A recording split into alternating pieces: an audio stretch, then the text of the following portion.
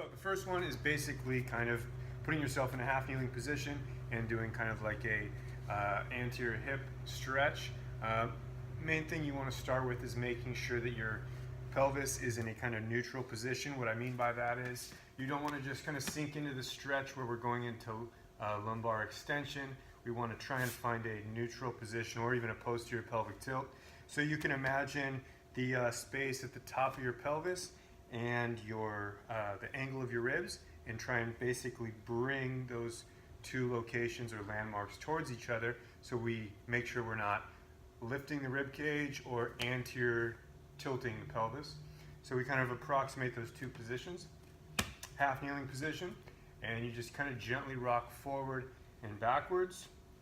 A couple things. One, you're lightly mobilizing the ankle joint, mobilizing the anterior hip, and we'll just kind of go forward and back, roughly 10 repetitions.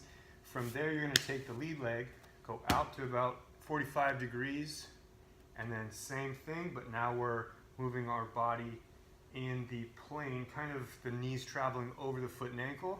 So it's just basically a different direction, targeting a different orientation of muscle fibers.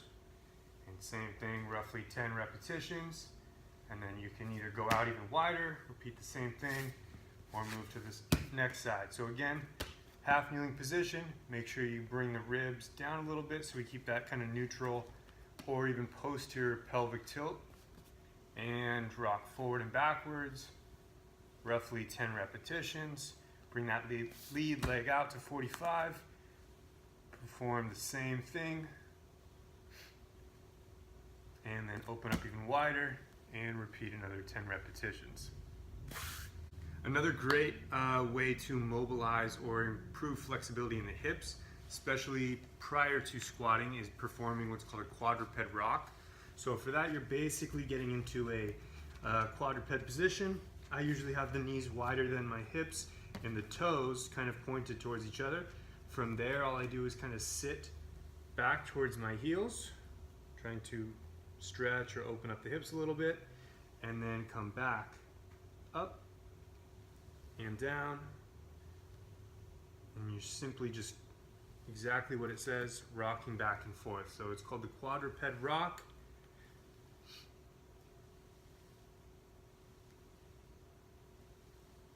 If you want, you can even reach out the arms further so that you start kind of lengthening or opening up the shoulders a little bit.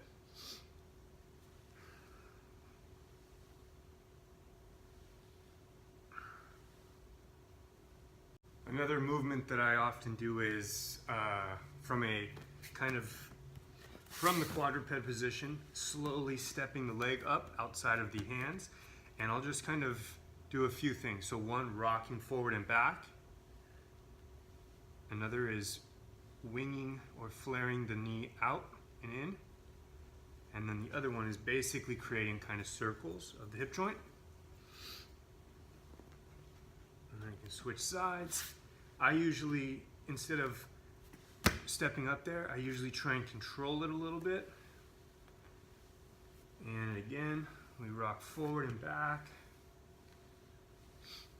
You can flare out the knee away from the body. And then you can even kind of create these little circles and go, a certain amount of repetitions in one direction, reverse it. You can draw figure eights if you want, whatever you want to do. But that just kind of opens up the hip really well.